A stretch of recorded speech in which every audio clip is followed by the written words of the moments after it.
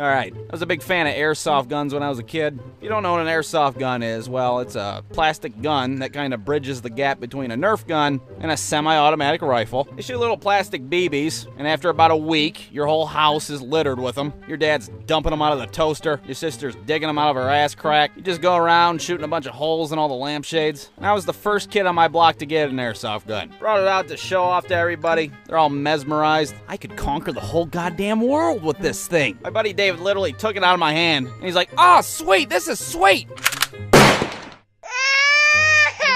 David, what the fuck? It was my turn to shoot Michael in the face. It was a bit of a trendsetter, I gotta say, because like a week later, every kid on the block had an airsoft gun. They didn't have a normal airsoft gun like I did. They had this fucking battery-powered M16 tactical shit, fully automatic, get shot in the face 30 times in 4 seconds. Hold on a damn minute. Jesus, I'm using this Stone Age piece of crap. My shit looks like a Happy Meal toy compared to yours. Michael's over there. Doesn't even have an airsoft gun. He's like shooting BBs through a fucking straw like it's a blowgun. He's wearing his puffy-ass winter coat in the middle of July, his body armor. There'd always be somebody out of ammo trying to call timeout. Wait a minute, timeout! Bitch, there ain't no timeout in airsoft!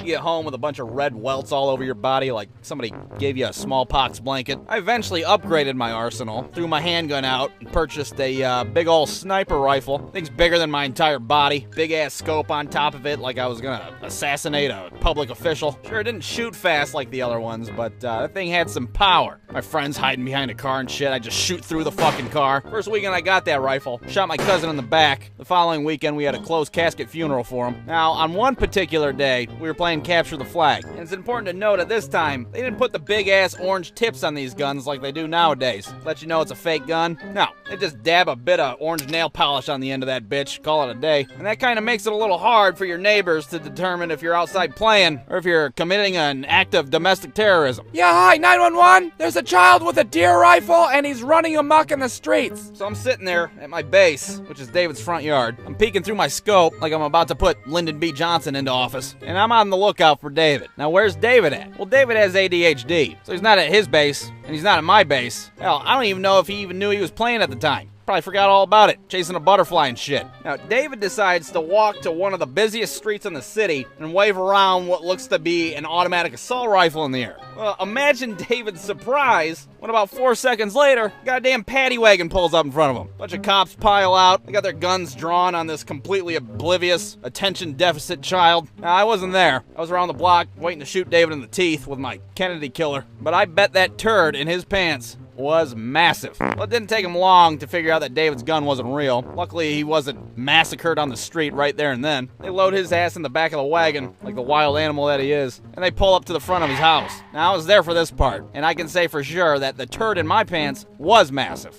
One cop gets out and he's like, "Put that goddamn rifle down!" So I threw it, like the gun was on fire. Dave comes out of the back of the truck, looking like a shitty Dennis the Menace cartoon. "The hell do you think you kids are doing?"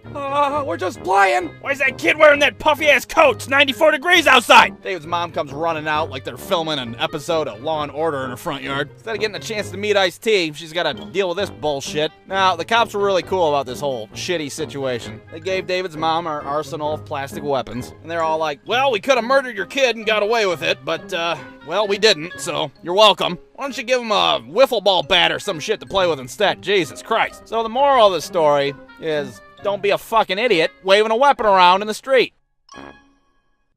Brewster.com